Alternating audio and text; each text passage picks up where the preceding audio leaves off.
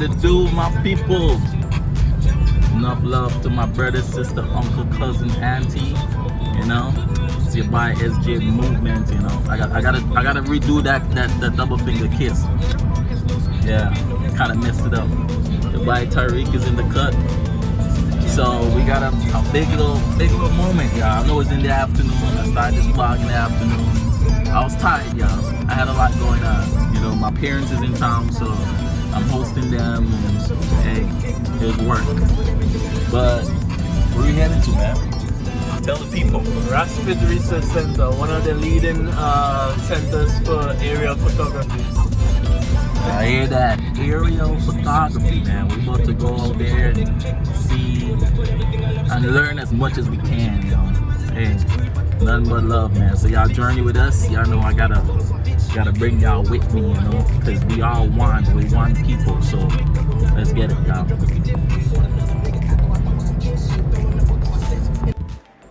So we just pulled up at the spot. Let's see it.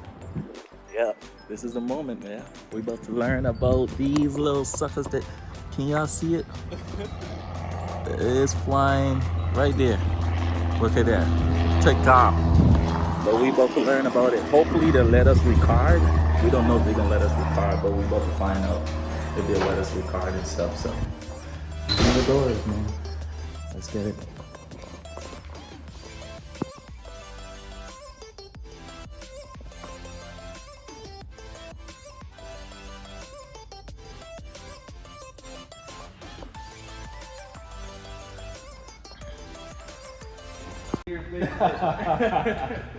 So this is a Griffin Aerospace Outlaw G2. Griffin Aerospace is in Huntsville, Alabama, and we worked with them from roughly 2017 to 2018. We got a little electric clip right there. I'm not sure what he goes to.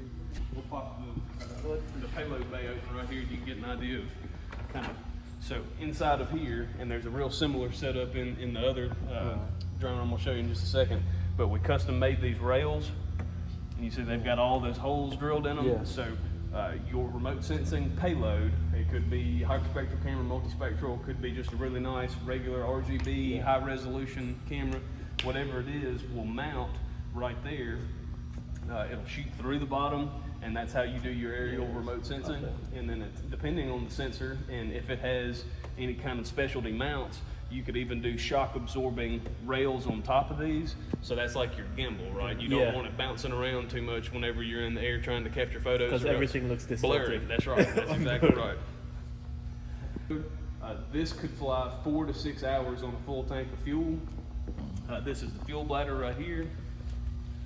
But like I said, we don't really fly these much anymore, at all anymore, to be honest, because we fly these other ones back here. Let me go show you the top.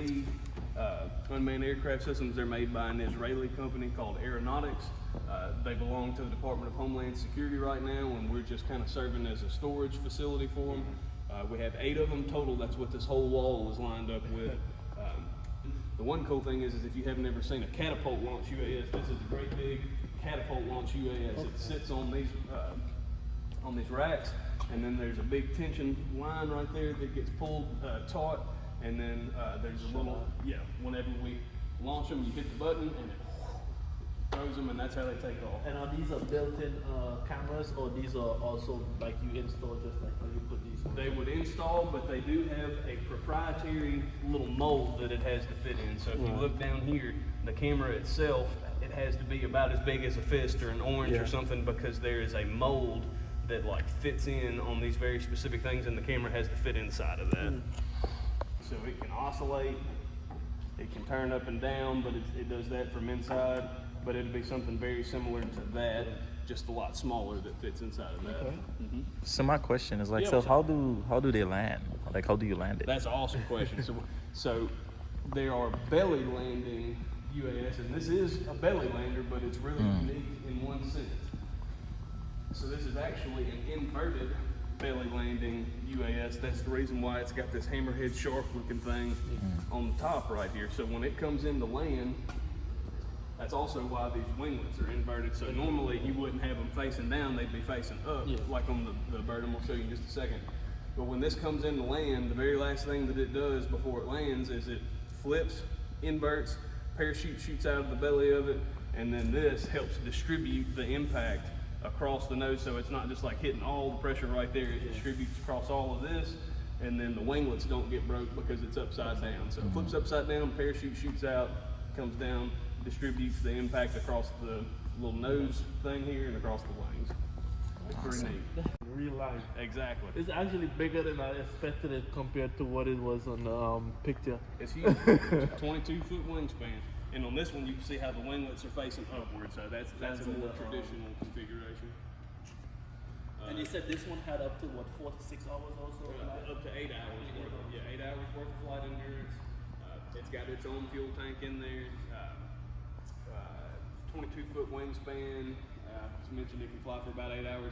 It can carry up to 400 pounds worth, not 400, 100 pounds. The next one we're getting ready to get is 400 pounds. Hopefully they're not going to fuss at me. But this is the payload bay for this one. So these cameras are a lot bigger, and the spatial resolution on these are a lot even. They can be. They can be. That's exactly right. So in this instance, this has a flat little board in the bottom there that's screwed in. That board comes up and out, and then there's cutouts underneath it where you can have a camera facing downward through the bottom of the aircraft. Do the same thing as with that one.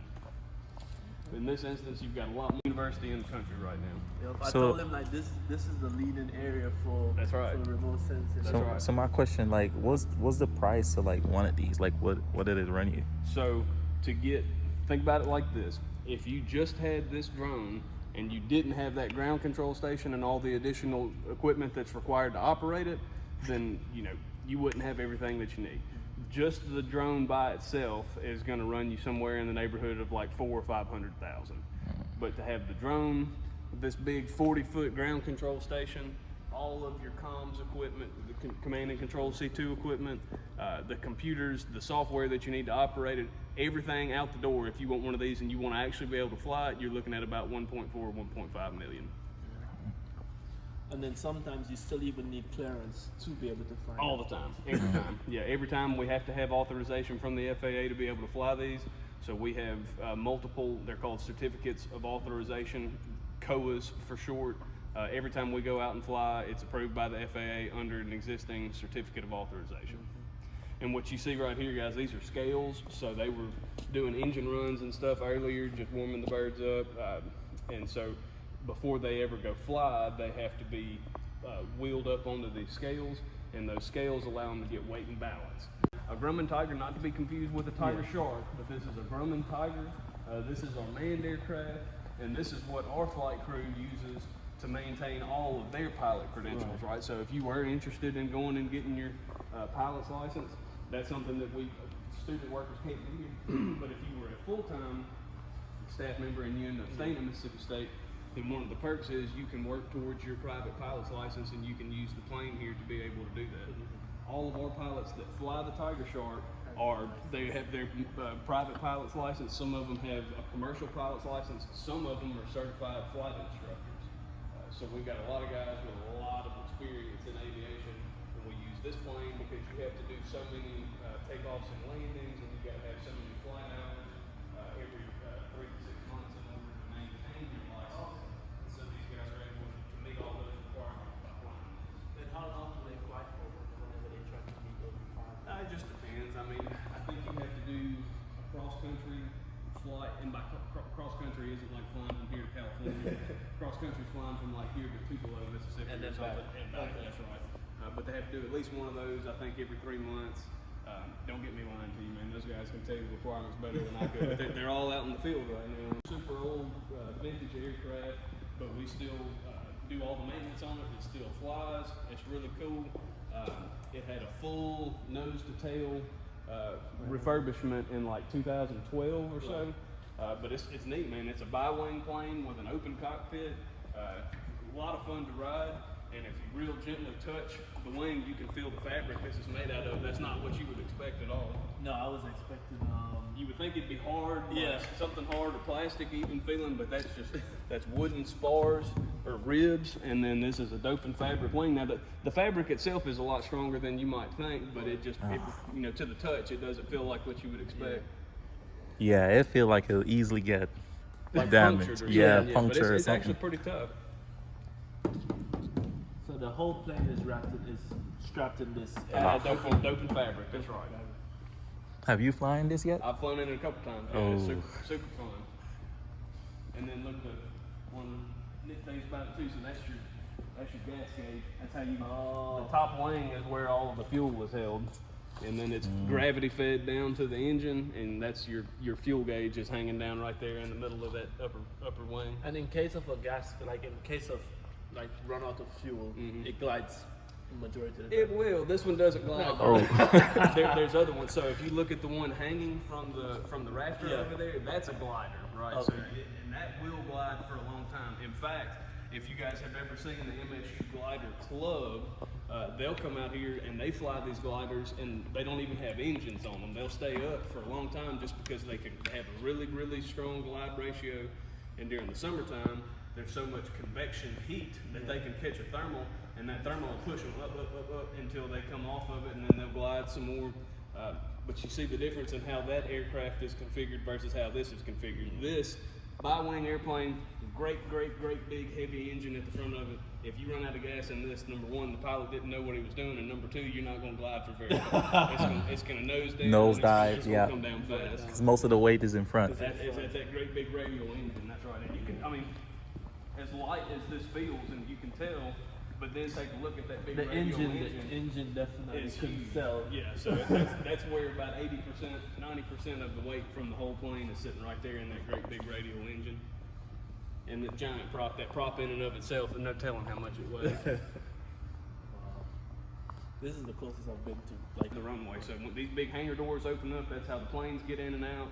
And then we got access right out to the runway. So that any day like today, when it's nice and pretty outside, they're always flying. Yeah. and that's how like when they moved from the other one to Yes, then that's when everything kind of came full circle. So think about it. You've got the drone itself. So there's the aviation operational aspect of it. You've got the remote sensing, which we talked about in that seminar course that you were in. And then GIS is kind of the final destination for all of it. So you got to have a way to go fly and collect the data. You've got the data itself, the remotely sensed data, and then you've got the geographic information system. That's the final home for everything, so that you can use it to do analysis, make decisions, and try to get wherever it is that you're trying to go. But you need all three. You need all three. Exactly. So and this is one just starting to realize, like GIS is just like, it's the endpoint where you analyze and you basically disseminate all the information, but you really need to be able to have something else, another like area in terms of being able to get the data. That's right. So it's now that I'm learning that there's a whole lot of So this is where they're actually flying. flying from remote controls. That's right. I don't know why I thought it would have been something different. Well, so you got two options, right? You got your traditional PlayStation type remote controller. That's your traditional model aircraft type remote control right there. Yeah. Yep, that's what I'm accustomed to. Yep. So why they can't have an Xbox control? So they'll use that for flight training too. Ah, okay. Yeah, they'll use both of them depending on what they're trying to do. We really only fly manually whenever we're taking off and landing, guys. So once it's off the runway and it's got sufficient altitude and it's headed out to go do whatever, they're flying with this right here. And then whenever they're coming in, it'll fly with this all the way to the point where it's on its final approach. And when it's on its final approach, that's when they'll take back over manual and they'll set it back down. You see this is like a telescoping mast here, and it'll go up about 30 feet in the air. The further up in the air it gets, the better that antenna can turn and still be able to see the bird out at long distances. And then behind you here, this is where everything collapses. Wheels in, you can see the little blocks where the wheels strap down to those rails. These things on the side right here are our wing racks, so the wings come off, they hook up in there. Everything collapses into this one trailer, and then we're able to roll out to the place we're flying.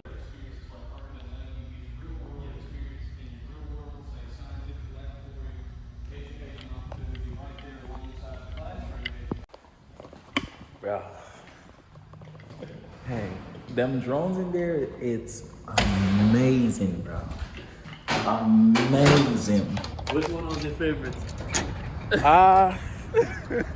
Bro, I'll feel all of them. Just getting the opportunity to just fly any one of them will be like a bucket list goal. Or even going on the glider. Like, because like I've been, I saw the gliders before, you know. Hey, how you doing? Good? Doing great. Just came to- Bro. That's amazing, man. That's amazing. I can't lie. Like, that is really, really awesome. To seeing them drones, hearing the capability of like how they shoot, how they work, seeing the control station and like how it works, man. It's amazing.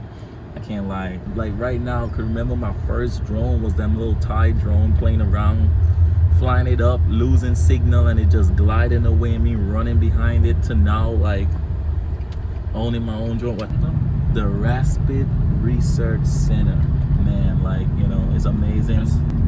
And a big shout out to Madison Dixon, man, to taking the time out of his day to, like, you know, give us a little tour, you know, a little guide, show us, like, you know, everything, how it works, what's the capability of, and like, you know, enough love to him, man, to even like taking the little time out to show us it. But hey, that's amazing.